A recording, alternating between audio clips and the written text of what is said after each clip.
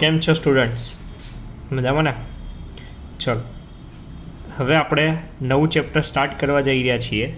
Chapter number 8 D અને F વિભાગના તત્વો. ચેપ્ટરનું નામ છે ડી અને એફ વિભાગના તત્વો. આની પહેલાં ચેપ્ટર 7 હતું જેનું નામ હતું પી વિભાગના તત્વો. આ ચેપ્ટરનું નામ છે ડી અને એફ વિભાગના તત્વો. હવે તમે બધા જાણો છો કે કોને ડી વિભાગના તત્વો કહેવાય ને કોને પી એફ વિભાગના તત્વો કહેવાય. તેમ છતાં એકવાર ફરીથી વ્યાખ્યા યાદ કરી લઈએ કે ડી વિભાગના તત્વો એટલે કે જે તત્વોમાં છેલ્લો દાખલ થતો ઇલેક્ટ્રોન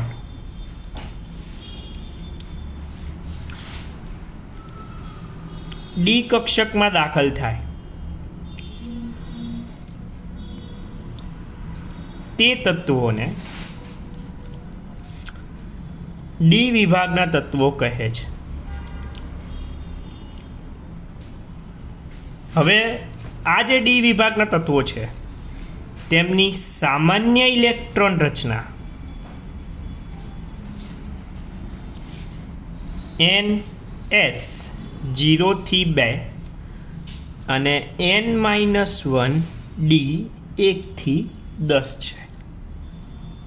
બરોબર, આ એમની સામાન્ય ઇલેક્ટ્રોન રચના છે. એના પછી આવે છે એફ વિભાગના તત્વો. તો એફ વિભાગના તત્વો કોને કહેવાય? તો સ્વાભાવિક છે એની જ રીતે કે જે તત્વોમાં છેલ્લો દાખલ થતો ઇલેક્ટ્રોન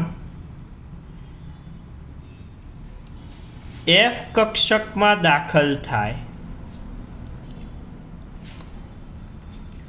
તે તત્વોને એફ વિભાગના તત્વો કહે છે. આમની સામાન્ય ઇલેક્ટ્રોન રચના છે NS2 N-1 ડી 0 થી 2 સુધી હોઈ શકે અને N-2 એફ 1 થી 14. આ સામાન્ય ઇલેક્ટ્રોન રચના ખાસ યાદ રાખજો બંનેની. બરોબર, હવે શરૂઆત કરીએ છીએ સૌથી પહેલા ડી વિભાગના તત્વોથી. તો ડી વિભાગના તત્વો એટલે શરૂઆત થાય 21 નંબરથી, એટલે સ્કેન્ડિયમ. બરોબર છે. 3 શ્રેણીઓ છે. એક છે પ્રથમ સંક્રાંતિ શ્રેણી. અચ્છા, સંક્રાંતિ શ્રેણી આપણે વાત કરી રહ્યા છીએ. સંક્રાંતિ એટલે સૌથી પહેલાં તો ડી વિભાગના તત્વોને પ્રશ્ન આવે સંક્રાંતિ તત્વો કેમ કહેવામાં આવે છે?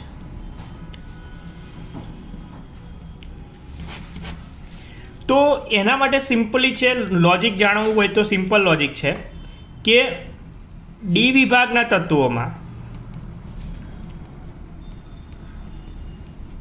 ડી કક્ષકમાં મોટે ભાગે અયુગ્મિત ઇલેક્ટ્રોન રહેલા હોય છે. તેથી આ તત્વો એક કરતાં વધુ ઓક્સિડેશન અવસ્થા ધરાવે છે. એટલે તેથી તેમને સંક્રાંતિ તત્વો, મકર સંક્રાંતિ નજીક આવે છે, સંક્રાંતિ તત્વો કહે છે. એટલે હવે એની અંદર 3 સંક્રાંતિ શ્રેણીઓ તમે જોઈ શકો છો.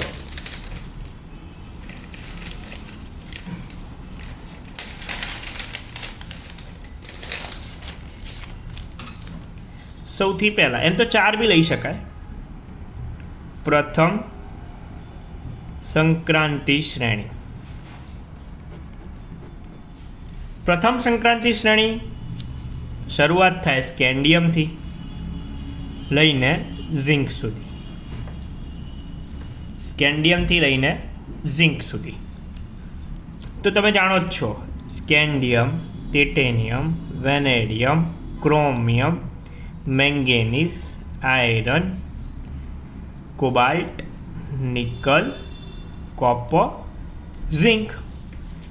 બધા તત્વો છે જ. 21, 22, 23, 24, 25, 27, 28, 29 ને 30. બધાની ઇલેક્ટ્રોન રચના તમને ખબર જ છે. Argon complete, 4s2, 3d1, 4s2, 3d2, 4s2, 3d3, 4s2, 9, 4s1, 3d5, 4s2, 3d5, 4s2, 3d6, 4s2, 3d7, 4s2, 3d8, 4s1, 3d10 અને 4s2, 3d10. આ તમને જાણો જ છો. હવે ચલો, તો તમે બધા જાણો છો આ સંક્રાંતિ, પ્રથમ સંક્રાંતિ શ્રેણી, શોર્ટકટ સતી વિક્રમ ફેંકોની કૂંચ. આની અંદર અયુગ્મિત ઇલેક્ટ્રોનની સંખ્યા જુઓ. બોલો, 1, 2, 3, 6, 5, 4, 4 હશે ને, 6 સાથે એટલે 4, 3, 2, 1 ને 0. આ તમે જોઈ શકો છો અયુગ્મિત ઇલેક્ટ્રોનની સંખ્યા. તો એની પરથી તમે એમની ચુંબકીય ચાક માત્રા ગણી શકો છો. યાદ કરો, સૂત્ર હતું √n×n+2. n અયુગ્મિત ઇલેક્ટ્રોનની સંખ્યા. બરોબર છે? ક્લિયર? તો આ તમે જાણો છો. આ તમે તમારી રીતે શોધી શકશો. 1 હોય તો 1 પોઈન્ટ ગણી લેવાનું. 1×1+2 એટલે 1×1+2 એટલે શું થાય?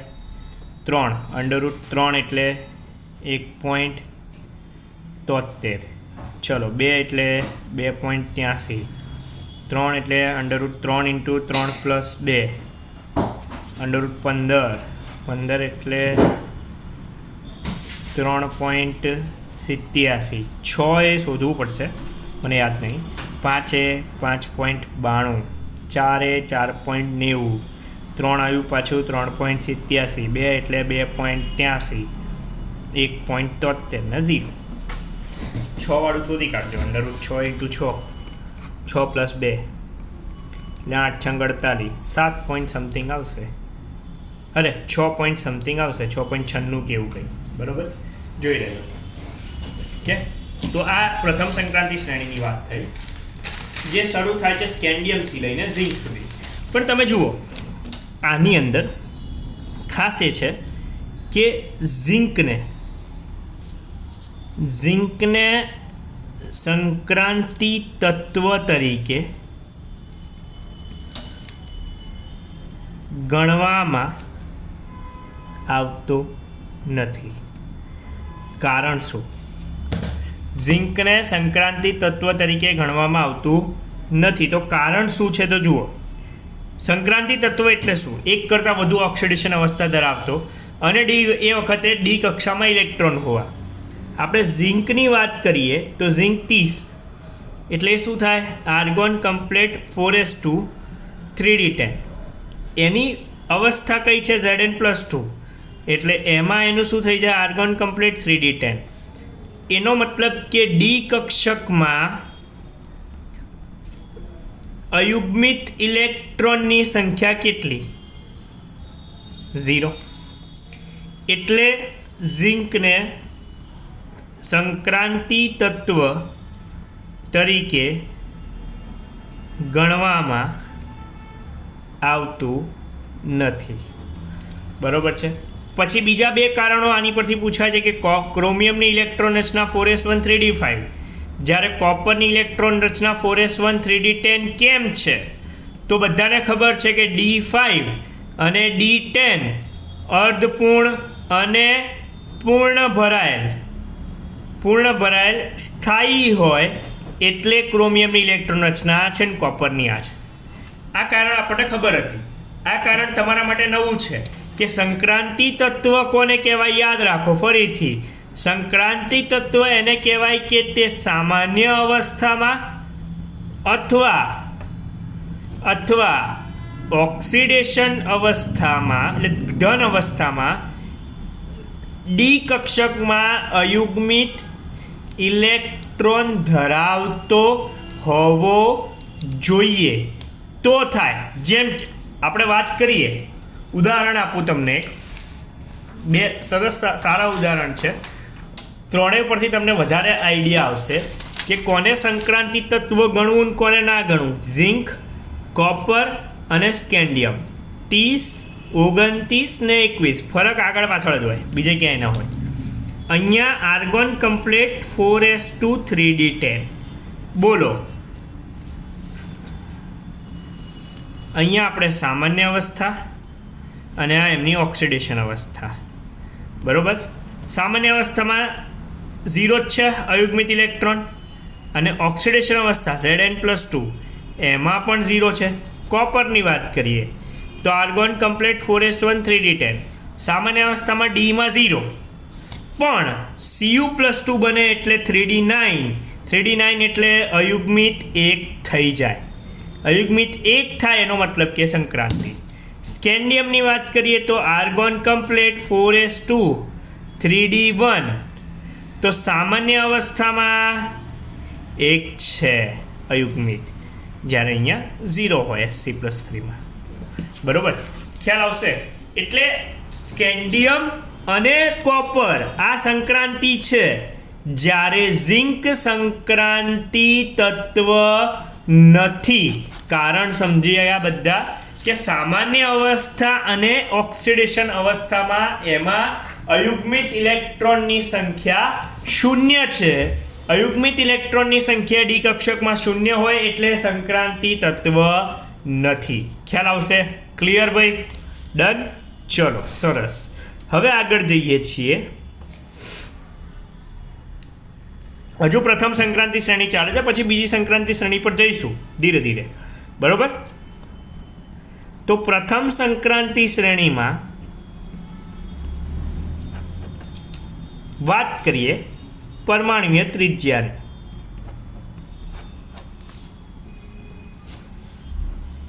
પરમાણુય ત્રિજ્યાની વાત કરો તો આવર્ત છે scandium, titanium, vanadium, chromium, manganese, iron, cobalt, nickel, copper ને ઝિંક.